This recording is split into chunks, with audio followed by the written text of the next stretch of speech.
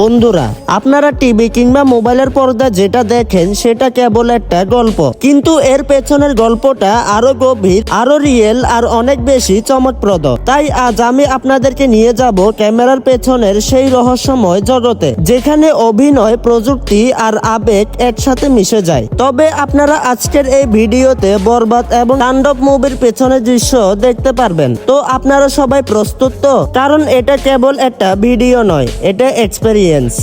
বন্ধুরা, এখন আপনারা সাকিব খানের প্রিয়তমা সিনেমার শুটিং দেখুন। এখানে দেখা যাচ্ছে নায়ক এবং নায়িকাকে কিছু সন্ত্রাসী ঘেরাও করে ফেলে এবং ভিড়ের মধ্যে কিছু সন্ত্রাসী নায়িকার মাথা ফাটিয়ে দেয়। সত্যি বন্ধুরা, এই দৃশ্যটা অনেক অস্থির ছিল।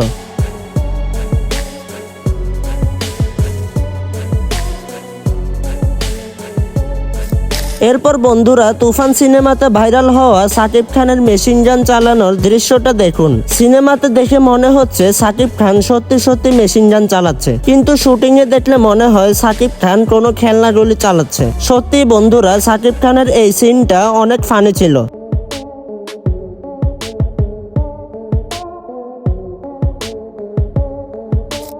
এবারে বন্ধুরা, বিখ্যাত সিনেমাগুলোতে গাড়ির অ্যাকশন সিন কিভাবে শুটিং করা হয় সেটা দেখুন। এই সিনগুলোকে শুট করার জন্য প্রথমে গাড়ির মডেলগুলোকে বেছে নেওয়া হয়। এরপর সেই অনুযায়ী ছোট ছোট খেলনা গাড়ি আনা হয়। এই গাড়িগুলোকে একটি টেবিলে রাখা হয় এবং সেই টেবিলে কিছু মাটি এবং বালি ঢেলে নেওয়া হয়, যাতে এটি আসল রাস্তার মতো দেখতে লাগে। তারপর এই গাড়িগুলোকে সেই টেবিলের উপরে ভিন্ন ভিন্ন অ্যাঙ্গেলে রাখা হয় এবং যে গাড়িটিকে উড়ানো হবে সেই গাড়িকে সুতার সাহায্যে বেঁধে এরপর উড়ানো হয়। এই সম্পূর্ণ দৃশ্যটিকে একটি ক্যামেরার সাহায্যে রেকর্ডিং করা হয়। এরপর সম্পূর্ণ রেকর্ড করা সিনটিকে এডিটিং এর সাহায্যে সম্পূর্ণ রিয়েল করা হয়। এগুলো এতটাই বাস্তবিক করা হয় যে আপনি সিনেমা হলে বসে বুঝতেই পারবেন না যে এটি একটি নকল দৃশ্য।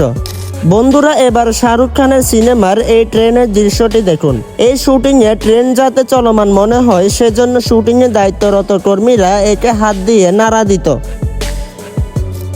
এবারে বন্ধুরা, আর সিনেমার এই দৃশ্যটি দেখুন। এখানে সিনেমার দুই নায়ক মিলে একটি বাচ্চাকে বাঁচায় এবং সেই মুহূর্তে ব্রিজের উপরে থাকা ট্রেনটি ব্লাস্ট হয়ে যায়। এই ট্রেনটি ছিল বন্ধুরা একটি খেলনা ট্রেন, কিন্তু ট্রেন ব্লাস্টের দৃশ্যটি ছিল সম্পূর্ণ বাস্তব। এই সম্পূর্ণ সিনটি তৈরি করার সময় সিনেমার ডাইরেক্টর একটি কৃত্রিম ডামি তৈরি করে নেয়।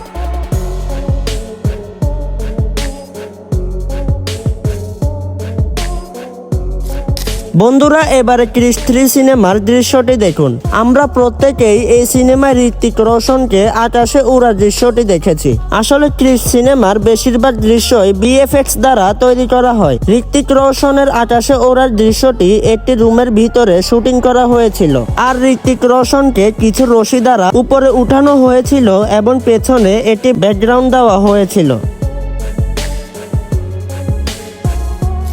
তো বন্ধুরা, এই ছিল আজকের পর্দার আড়ালের গল্প, কিন্তু এটা তো কেবল শুরু, কারণ সামনে অপেক্ষা করছে আরো বড় বিস্ফোরণ, আরো চমক, আরো না বলা গল্প। তাই আমাদের চ্যানেলটিকে সাবস্ক্রাইব করে পাশের বেল আইকনটি অন করে দিন। আর একটা কথা আপনারা সবসময় মনে রাখবেন, পর্দার পেছনে সবসময় চলে এক অন্যরকম সিনেমা। ধন্যবাদ।